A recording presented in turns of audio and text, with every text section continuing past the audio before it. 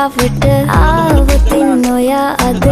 මාගෙම කරගන්නද රහසක් කියලා හා කිව්වොත් ඔයා මට මාවෙනම් නුඹේ අග රැජිනිය සදහට මං දෙවරක් නොහිතා සැරෙන් සැරේ කෝලෙන් බල බලා ඇසේ අස්සෙන් බොරුවට එපා වගේ හිඳින්න එපා රවන්න එපා ටිකෙන් ටිකේ ආලෙන් පුරවලා හිතේ හිස්තැන් නුඹ මට හිතක් වටින කෙනා නිසා හා චුට්ටක් කතාවට ආවොතින් ඔයා අද මාගෙම කරගන්නද රහසක් කියලා හා කිව්වොත් ඔයා මට මාවෙනම් නුඹේ අග රැජිනිය සදහට මං